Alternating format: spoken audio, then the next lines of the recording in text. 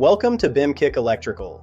Today we're going to see how to create a complete electrical schematic in Revit directly from Excel data, using automation to streamline your engineering workflow.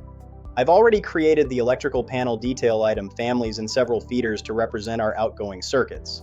Now let's dive into how we structure the Excel data to drive this entire process. Our journey today covers the full automation pipeline.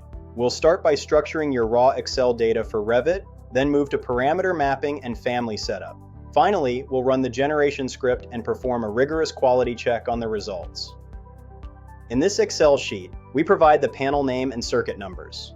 We've also defined the feeder ratings and reference levels, with an 1,800 mm offset between levels. Crucially, we specify the family type here, not just the name.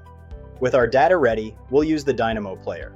We need to provide the incomer frame and trip ratings and set the distance between feeders, usually between 18 and 25 units, depending on your layout needs.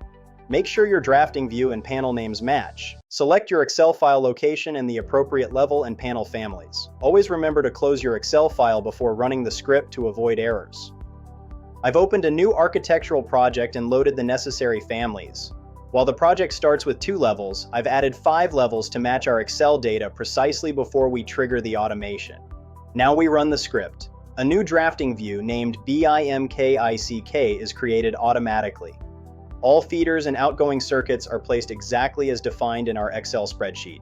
It's that simple. If you need another panel, just update the name and distance in the Dynamo player and run it again. You'll see a second view added instantly, maintaining consistency across your entire project documentation. Let's recap. Start with a structured Excel source, maintain strict naming consistency in Revit, and always validate the automated output. This trifecta is what makes your BIM workflow truly robust and scalable. I'm making this Dynamo file available on our site at BIM Electrical. Download it, edit it, and make it your own. Thanks for watching, and I'll see you in the next tutorial.